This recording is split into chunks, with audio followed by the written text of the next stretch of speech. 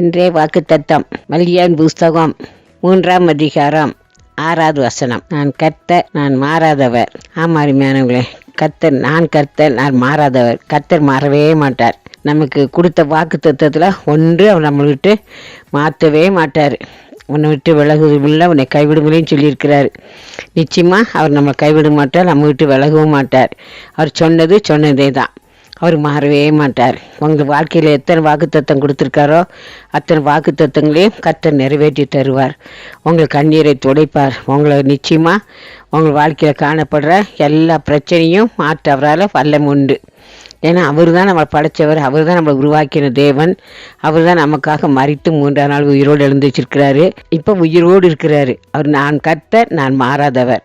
அவர் ஒரு நாள் மாறவே மாட்டார். உங்களுக்கு கொடுத்த ஒவ்வொரு வாக்கு தத்துவங்களையும் நிறைவேற்ற அவர் கவனமாக இருப்பார். உங்கள் வாழ்க்கையில் நிறைவேற்றுவார்.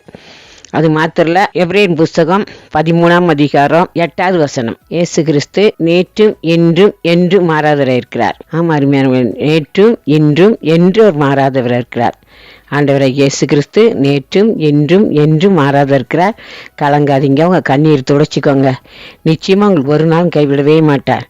கவலையெல்லாம் மாற்றிடுவார். கண்ணீரெலாம் துடைச்சிடுவாருங்க. பிரச்சனையெல்லாம் மாற்றிடுவார். எவ்வளவோ வேதனையோடு இருக்கீங்களா?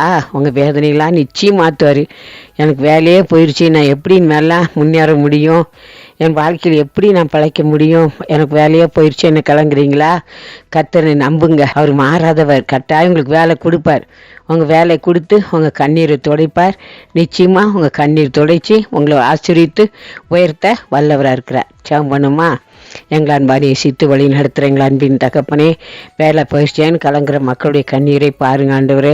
அவங்களுக்கு வேலையை தந்து உங்கள் நாமத்தை மகிப்படுத்துங்க. கர்த்தருடைய கரங்களை தாங்கட்டும். கர்த்தரிடத்தில் மன மகிழ்ச்சியாரு. உன் இருதயத்தின் வேண்டுதலை உனக்கு அருளிச்சு வேணும்னு சொன்னீங்களா அன்பின் தகப்பனே. நீர் மாறாதவரப்பா. நிச்சயமாக அவங்க வாழ்க்கையில் ஒரு அற்புதத்தை செய்யுங்க. வேலை இல்லாத மக்களுக்கு வேலையை கொடுங்க. அவங்க நாம் மகிப்படட்டும். கண்ணீரோடு இருக்கிற மக்களுக்கு, என் பிள்ளைகள் திருமணம் ஆகலையேன்னு சொல்லி கலங்குற மக்களுக்கு அவங்களுக்கு பிள்ளைகள் திருமணம் நடக்க உதவி செய்யுங்க. அற்புதத்தை செய்யுங்க. அதிசயங்களை செய்யுங்க. உங்கள் நாமத்தை மகிப்படுத்துங்கப்பா. உங்களால் எல்லாம் கூடுமாண்டவர் நாங்கள் விசுவாசிக்கிறோம், நாங்கள் நம்புகிறோம். நீர் அப்படி சேப்பர அன்புக்காக இரக்கத்துக்காய் கோடி கோடி நன்றி. எல்லா துதிகான மகிமுக்கு செலுத்துகிறோம். யாஸ்பா நாமத்தில் தாழ்மையாய் கெஞ்சுகிறோம் பரமபிதாவே. ஆமென்.